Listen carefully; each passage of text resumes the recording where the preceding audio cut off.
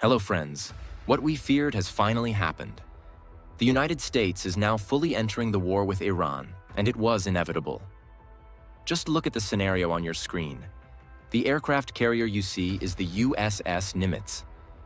This billions-dollar aircraft carrier was previously stationed in the South China Sea to counter China. But now, the US has moved it out and sent it toward the Middle East. And why is it coming? Obviously, to launch attacks on Iran. In simple terms, the US is now becoming deeply involved in this war. Donald Trump's statements about brokering peace are just bluffs. Iran may want peace, but how can it stay silent after its people, including nuclear scientists, were killed? Will Israel compromise? Yes, but only if it suffers even more losses. Now let's talk about the aircraft carrier. It's a moving airbase, a floating military installation. It can carry around 50 to 90 aircraft, including fighter jets, helicopters, drones, and surveillance planes like AWACS. For example, just consider this. A single US aircraft carrier is more powerful than the entire air force of a large country like Canada. Canada's Air Force has a total of 76 fourth-generation fighter jets. In comparison, this US carrier alone carries over 30 F-35 fifth-generation fighter jets and around 45 F/A-18 Super Hornets. This means that the US aircraft carrier is stronger than the complete air force of many countries like Canada. These will now be positioned close to Iranian territory.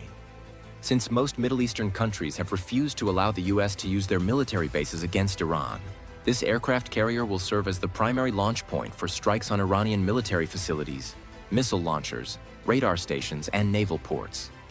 It will also conduct surveillance and attempt to jam Iranian defense systems and missile operations. The US hasn't just deployed an aircraft carrier. It has also sent nearly 30 aerial refueling tanker aircraft, which will refuel Israeli fighter jets during their attacks on Iran. Israel has admitted that it cannot intercept all Iranian missiles and is seeking assistance. Videos show Israeli cities being bombarded like raindrops falling on rooftops. In response, the US has prepared its fighter jets aboard the carrier for full combat, aiming to shoot down Iranian drones, missiles, and aircraft.